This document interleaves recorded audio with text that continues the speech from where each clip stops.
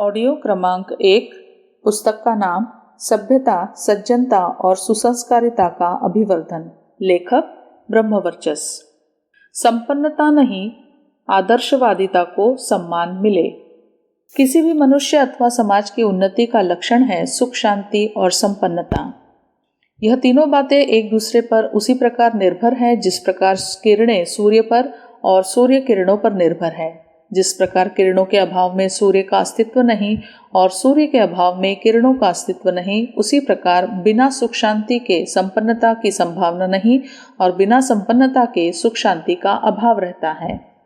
यदि गंभीर दृष्टि से देखा जाए तो पता चलेगा कि आरामदेह जीवन की सुख सुविधाएं सुख शांति का कारण नहीं, बल्कि निर्विघ्न तथा निर्द्वंद्व जीवन प्रवाह की स्निग्ध गति की ही सुख शांति का हेतु है।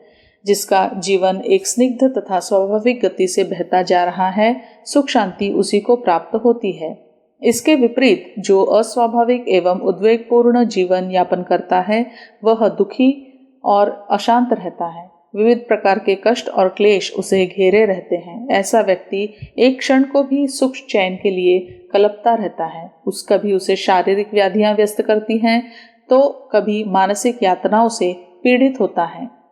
जो बेचैन है, अशांत है, पीड़ित है, वह संपन्नता उपार्जित करने के साधन जुटा ही नहीं सकता। उसे यातनाओं से संघर्ष करने से अवकाश ही नहीं मिलेगा। फिर भला वह संपन्नता का स्वप्न किस प्रकार पूर्ण कर सकता है? जो शांत है, स्थिर है, निर्द्वंद्व है, वही कुछ कर सकने में समर्थ हो सकता है। यदि परिस्थितियों वश अथवा संयोगवश किसी को संपन्नता प्राप्त हो जाए तो अशांत एवं व्यग्र व्यक्ति के लिए उसका कोई उपयोग नहीं। कि जो वस्तु किसी काम की नहीं आती, उसका होना भी उसके लिए न होने समान ही है। अस्तु, संपन्नता प्राप्त करने के लिए शांतिपूर्ण परिस्थितियों की आवश्यकता है और सुख शांति के लिए संपन्नता की अपेक्षा है। इस संपन्नता का अर्थ बहुत अधिक धन दौलत से न होने पर भी आवश्यकताओं की सहज पूर्ति से तो है ही। जो नितांत निर्धन है, दरिद्री है, वह सुख शांति के लिए कितना ही मानसिक उद्योग क्यों न करे, उसे प्राप्त नहीं कर सकता। जब भूख लगेगी तब वह किसी साधन, समाधि अथवा भजन पूजन से दूर न होगी। उसके लिए तो भोजन की आवश्यकता होगी। क्षुधित मनुष्य कब तक अपना मानसिक संतुलन बनाए रखेगा? कब तक उसका विवेक उसे विकल होने से बचा सकेगा? एक सीमा के बाद प्रज्ञावान से प्रज्ञावान व्यक्ति भी विचलित हो उठेगा। उपयुक्त आवश्यकताओं की समुचित पूर्ति और मनुष्य का अपना संतोष दोनों मिलकर किसी भी बुद्धिमान व्यक्ति के लिए संपन्नता ही है। जो निस्वार्थ, निर्लोभ और अलोलुप है, वही वास्तव में संपन्न है। इसके विपरीत जो लालची है, अतिकाम है, लिप्सालु है, वह धनवान होने पर भी दरिद्री है, असंपन्न है। अच्छे बुरे उपायों से जिस प्रकार भी संभव हो, उसी प्रकार लोग धन अर्जन करने के लिए क्यों लालायित रहते हैं? इसलिए कि इन दिनों धनवान होना और सम्मान और प्रतिष्ठा प्राप्त करने का माध्यम बन गया है। किसने कैसे कमाया, इसका कहीं विश्लेषण नहीं किया जाता। देखा यह जाता है कि कौन कितना संपन्न है, किसके पास विलासिता और ऐश्वर्य के कितने साधन उपलब्ध हैं। कसौटी पर जो धन संपन्न दिखाई देता है, लोग उसी का आदर करने लगते हैं तथा उसी का दबदबा मानने लगते हैं। धन और संपन्नता को मिलने वाली प्रतिष्ठा देखकर वे लोग भी भले बुरे उपायों से अर्थोपार्जन करने लगते हैं जो कम संपन्न हैं या जिनकी आर्थिक स्थिति दुर्बल है। संपन्नता को सम्मान मिलना बुरी बात नहीं है। इसका होना एक बात का द्योतक है कि व्यक्ति परिश्रमी, उद्यमी, पुरुषार्थी और साहसी है। लोग उसके इन गुणों का आदर करें, यह उचित है। परंतु जब केवल संपन्नता को ही सम्मान का एकमात्र आधार मान लिया जाता है तो अनर्थ वहीं से होने लगता है। वैसे संपन्न व्यक्ति को प्रतिष्ठा अर्जित करने, सम्मान और यश प्राप्त करने का कोई विशेष अधिकार नहीं है।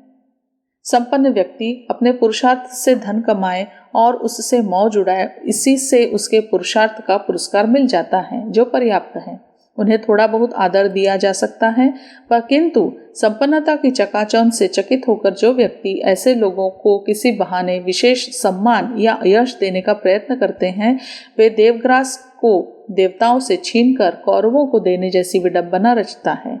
इसी प्रकार संपन्न व्यक्ति केवल अपने वैभव के आधार पर ही प्रतिष्ठा प्राप्त करने का प्रयत्न करता है तो वह भी अनुचित है।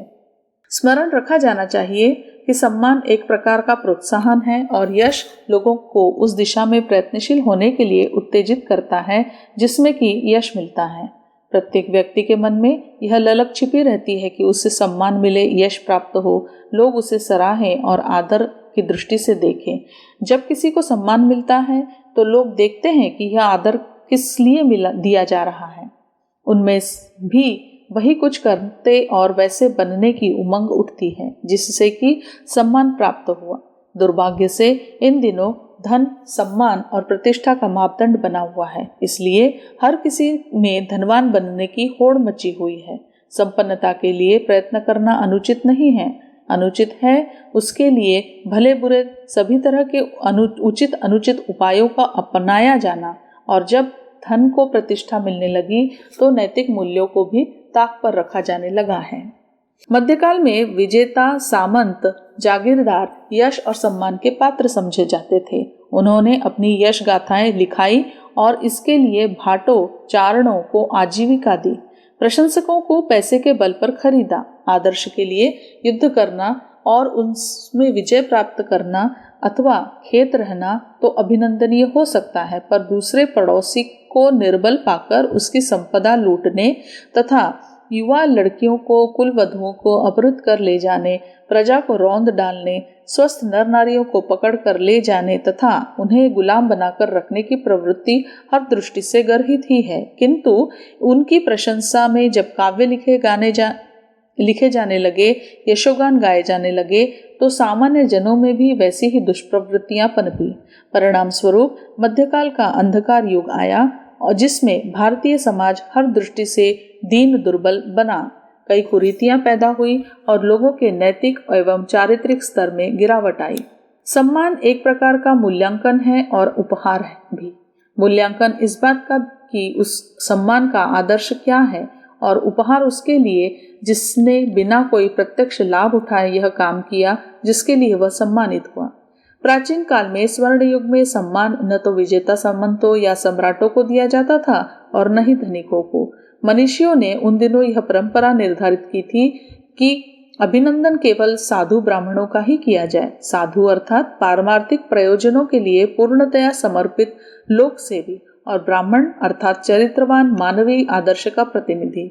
इन दोनों के अतिरिक्त क्षत्रिय और वैश्य लोक सम्मान या अभिनंदन की दृष्टि से निषिद्ध ही रहे। शासक के पास सत्ता है, पद है, भय है और लोभ है। लोभ से दूसरों को प्रभावित करने की सामर्थ्य है, उसके लिए बस इतना ही पर्याप्त है। लोक अभिनंदन प्राप्त करने के लिए उसे लालायित नहीं होना चाहिए और न ही विचारशील व्यक्तियों को उसे अभिनंदित करने की चेष्टा करनी चाहिए। धनिकों के लिए भी यही बात लागू होती है।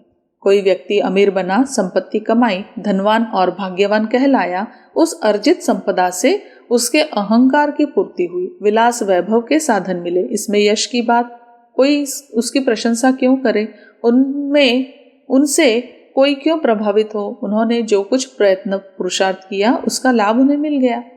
सम्मान उन्हें दिया जाना चाहिए जिन्होंने अपनी भौतिक महत्वाकांक्षाओं से मुंह मोड़कर परमार्थ प्रयोजनों के लिए अपनी सामर्थ्य जुटा दी, जिन्होंने अपनी सारी सामर्थ्य, महत्वाकांक्षा तथा संभावनाओं को परमार्थ के लिए लुटा दिया। अभिनंदन उनका किया जाना चाहिए जिनका पुरुषार्थ अपने निज के लिए नहीं दूसरों के लिए काम आया और उच्च आदर्शों के लिए जिन्होंने स्वयं को खाली हाथ रखने के लिए तैयार रखा, उनके प्रति कृतज्ञता व्यक्त कर कम से कम कुछ तो यह भार हल्का किया जाना चाहिए। यह इस बात का भी द्योतक होगा कि जनमानस में उत्कृष्टता के लिए कम से कम श्रद्धा दे सकने की वृत्ति तो जीवित है। इससे उन त्यागी परमार्थ परायण नर शार्दुलों को भी संतोष होगा कि उनकी सेवा साधना और निष्ठा समर्पण को स्वीकारा तथा महत्व दिया गया है। इस तथ्य को ध्यान में रखा जाना चाहिए कि आदर्शवादिता को जीवित रखने के लिए उसका उपहार लोक श्रद्धा के रूप में पूर्णतया सुरक्षित रहना चाहिए। सम्मान और प्रतिष्ठा केवल उन्हें ही मिले जिन्होंने मानवीय आदर्शों को जीवित रखने के लिए अपनी महत्वाकांक्षाओं का गला घोटा। कहा जा चुका है कि सम्मान एक प्रोत्साहन है जो प्रस्तुत दिशा में अग्रसर होने की प्रेरणा देता है। इसके लिए आदर्शवादिता को अभिनंदित करने की परिपाटी चलानी चाहिए तथा ऐसे आयोजनों का व्यापक प्रचलन करना चाहिए जिनमें आदर्शों को अपनाने वाले व्यक्तियों को सम्मान किया जाए, ताकि अन्य लोगों को भी इस दिशा में बढ़ चलने की प्रेरणा मिल सके।